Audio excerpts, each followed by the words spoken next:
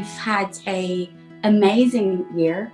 I think coupled with, especially in the last 3-4 weeks, we've just been receiving so many testimonials from women who are pregnant.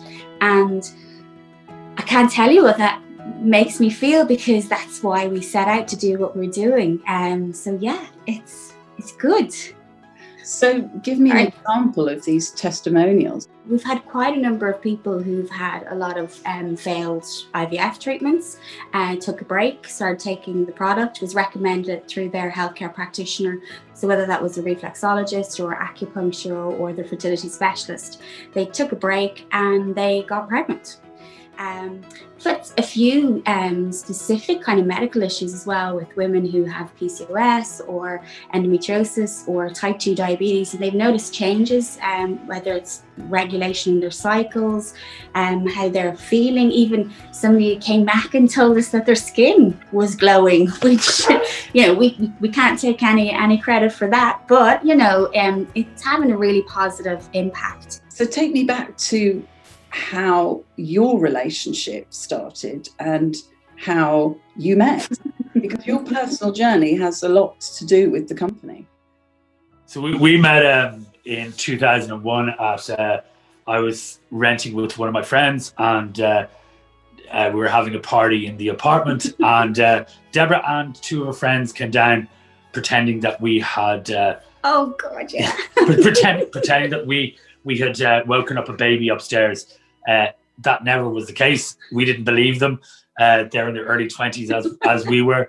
And so we invited them in, and the rest is history. So I chased her for a while. And, you know, thank God we started going out in 2001, got married, got engaged in 2006, and got married in late 2007. Yeah. And I think we were only together 6 weeks, and I told Mark I loved him first. So, you know, he did the chasing, but I definitely fell in love pretty quickly. So, Mark, was it first sight?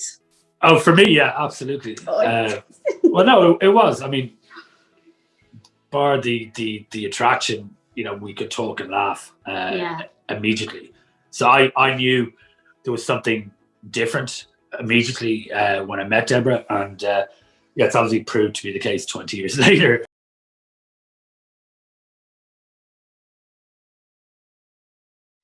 You do trust the doctors, you trust everything, and you think, right, this is science, and we'll pass our minds, our bodies, our money, put it behind it, and trust in the process, and it'll work. It was more looking at the female problems than male. So when I was told immediately, or now down to you, Mark, you got low sperm count, so you won't be conceiving naturally. You have to get not even IVF, but ICSI.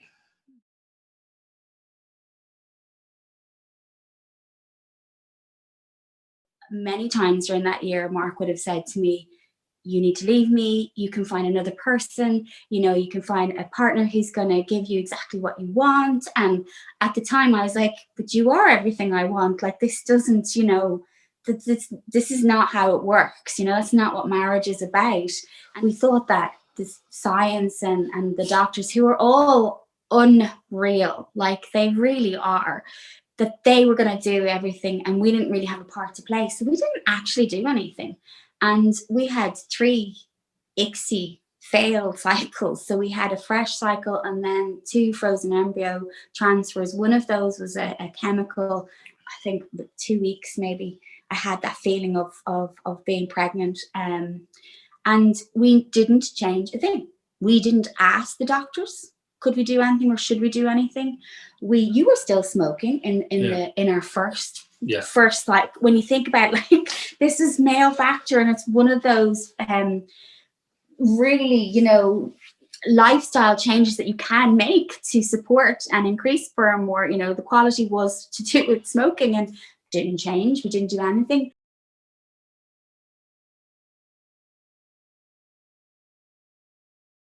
So we weren't naive at this point either then. We went into it kind of with our eyes open and realized, though, if we do make those changes, if we do listen to her, if we do act as a team, a collective, then we are going to have a baby at the end of this. And it was really evident on that cycle for us, because, you know, we ended up with what, 13, we got 13 day 5 blastocysts, so really high quality embryos. 1 or 2 not as good as the rest. We'd never had that on our previous 3 cycles. How long had this gone on for then, this trial? Well, obviously, you know, we were 27, so you talk, because naturally first as well, and then going through the period. So I was 32 when they had sex, so it's 5 years. 5 years. The day before our official test, it was kind of like, Mark, will we do a test? Because I just don't think I can handle this or get the call. And you were the same. And I remember at the time, the day before, just going, no, I'm gonna do this. I'm gonna take the test because it'll just take it away. And I did it, and it was negative. And I remember just going, oh God, again, like, sorry, I still remember. And then I don't know what it was. We went to bed, and it was 5 a.m. And I woke up and I went, no, this isn't it. I know it's not it. I took the test, and it was positive. And I remember just waking Mark up going, like, just dying. Yeah, shoving the pregnancy test in my face. Trying not to do that. And actually that pregnancy test, maybe I shouldn't say this, I still have in my drawer, because I know. No, that's lovely. I get that. I've never seen those 2 lines, so I was like, sorry, if I could, I'll frame even. Well, you know, put it in my drawer. That would be a bit weird, but it was a momentous thing for us. And I think then when we, you know, went in and had the 7-week scan, I think that's when you see this and you hear the heartbeat. Yeah. And it becomes real. It becomes really real. After Ella was born, so Ella is now just turned 9. It took us till she was 5 to go back again, because we had frozen embryos. Mentally, it was really tough to do that. But we did it, and again, we prepared ourselves, and, you know, we did everything that we did previously. I suppose a little bit of superstition too kicks in. You know, you want to make sure you do exactly what you did on the cycle that worked. And I got pregnant on that cycle. But it was 2 to 3 weeks into it where my doctor was like, look, your HCG levels aren't rising the way they should be. So this looks like it's not viable. You know, you're going to lose it. So you're going to have a miscarriage. And actually at the time I was setting up the business in the company, and I remember I was in we've amazing support here in Ireland for startups, and I was in like a VAT and tax course, you know, the most exciting course to be on. And I remember Luda would ring me, and it was during that course, and she said, I'm really sorry, they've increased again, but not increased to the level that it was going to be a viable pregnancy. So this went on for 7 weeks. So we had 7 weeks of me feeling I was pregnant, but not really pregnant, and waiting for my body to do what it was supposed to do.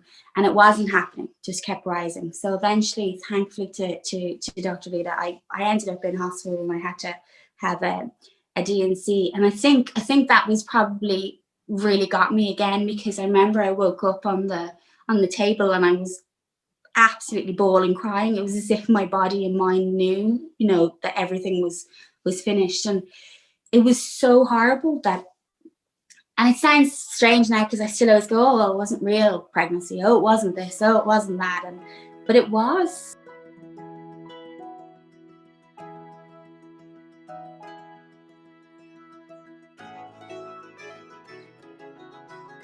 And I read that fertility nutrition begins in the gut. And that line just jumped at me. And I went, the what? The gut? And suddenly it was my whole world opened up to this area of the microbiome. And couples that with wanting to support others and having that sense of knowing that education and community works, it then became, you know, a no-brainer really of like, Well, I was still working 2 different jobs and you know, trying to do this in the evenings and weekends to get Nua Fertility up and running.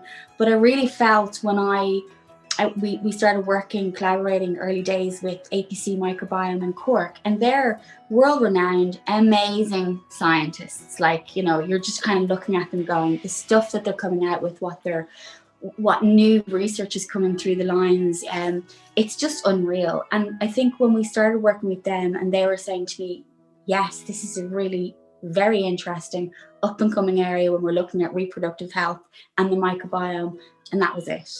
And I think, you know, setting up the company, it's very easy to do something, you know this, Jules, to do something that you absolutely love and you get to help others, you get to make a difference in people's lives.